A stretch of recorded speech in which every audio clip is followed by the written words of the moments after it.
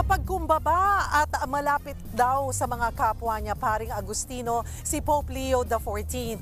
Ibinahagi ng ilang Pilipinong pari kung paano nila nakilala ang bagong Santo Papa na tinatawag nila noong Father Bob. Nasa front line ng balitang yan, si Marian Enriquez. Noong 2010, bumisita rito sa Kolehiyo San Agustin sa Biñan, Laguna ang nooy pari pa lang na si Robert Prevost at ngayoy Pope Leo XIV. Dito siya nagmisa para sa closing ceremony bilang bahagi ng kanilang 2 linggong International Immediate General Chapter. Magkahalong gulat at saya ang naramdaman ng chaplain at campus minister na si Father Rick Anthony Reyes na isang Agustinian, ang bagong Santo Papa. Sa 7 beses na bumisita sa Pilipinas si Pope Leo XIV, 5 beses siyang nakasama ni Father Reyes. When I was checking my social media, talaga Agustinian yung Santo Papa. So ang ano ko na lang, yung reaction ko is just all smiles, parang wala akong masabi.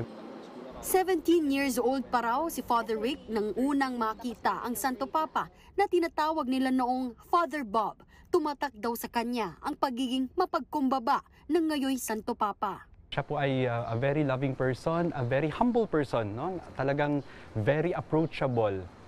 Malapit siya sa amin kasi hindi siya yung parang aloof makipag-usap. He's really down to earth. Inalala rin ni Father Reyes ang mensaheng tumatak sa kanya na paulit-ulit niyang naririnig kay Father Bob ang kahalagahan ng pagkakaisa at komunyon. Katulad ng unang mensaheng binigkas niya bilang Santo Papa. Yung peace be with you na yan, yung parang really a kind of an invitation and as I've said, a determination really to pursue dialogue, makipag-usap. Ang Immediate General Chapter ng Order of St. Augustine ay isa sa pinakamahalagang pagtitipon ng Augustinian Order na dinadaluhan ng mga kinatawang Augustinian priests mula sa iba't ibang bansa. Isa si Father Peter Casino sa mga dumalo sa pagtitipon. Soft-spoken, so hindi masyad. Pero pag nagsalita siya, yung nung mga meetings namin as Augustinians, ang nasasabi ko, ang galing nito Hindi namin ine-expect na magkakaroon ng Papa na Agustinian Kasi ano lang kami, parang low-key lang kami. Bukod sa pagiging mapagkumbaba, noon pa man daw ay itinuro na sa kanila ni Pope Leo XIV ang pagbibigay halaga at pansin sa mahihirap.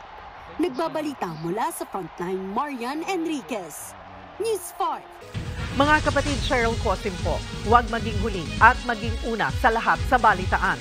Para sa tuloy-tuloy na talakayang sa Frontline, mag-follow at mag-subscribe sa social media pages ng News 5.